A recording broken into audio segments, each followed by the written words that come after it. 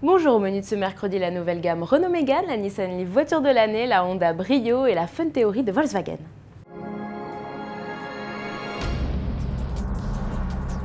Renault retouche légèrement la gamme de la Mégane berline pour l'année 2011. La compacte dispose désormais de 5 finitions et d'une série limitée Bose Edition.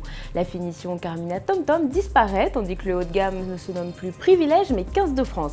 Alors côté tarif, le prix de l'entrée de gamme baisse avec l'arrivée dans la finition authentique d'une motorisation 1,6 litre 16 soupape 110 bioéthanol. La Mégane berline est donc accessible à partir de 19 000 €. A noter que cette finition authentique dispose maintenant de série des projecteurs anti-brouillard, de la climatisation manuelle, de 6 airbags ou du régulateur de vitesse. Le cœur de gamme Expression est lui aussi revu avec de nouveaux équipements de série, jantes 16 pouces, coque de rétroviseur noir étoilé ou volant et pommeau en cuir. Comptez au minimum 20 300 € pour le bloc 1,6 litre essence, 21 900 € pour le diesel DCI 90 FAP.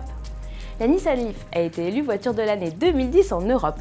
La berline a été sacrée par un jury composé de 58 journalistes spécialisés de la presse européenne et c'est une première historique. La Leaf est en effet le premier modèle zéro émission à remporter ce titre, signe d'un changement de tendance. La Leaf a devancé l'Alfa Romeo Giulietta et le nouvel Opel Meriva.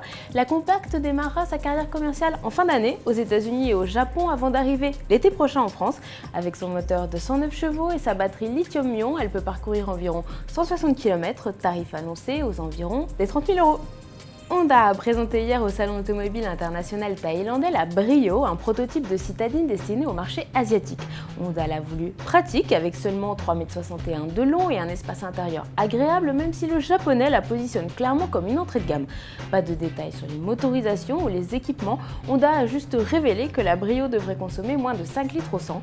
Le constructeur annonce un tarif aux environs de 400 000 bahts en Thaïlande, soit 10 200 €.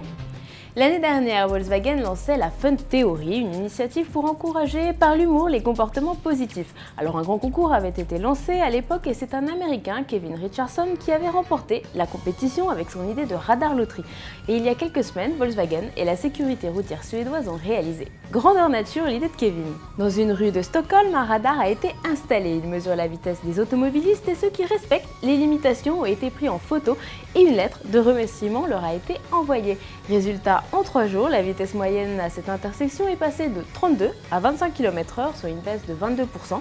Alors dans l'idée originale, les automobilistes respectueux des limitations recevaient une petite récompense en dollars, mais Volkswagen n'a pas révélé si cette partie-là du projet avait été appliquée. Allez, à demain sur autoplus.fr.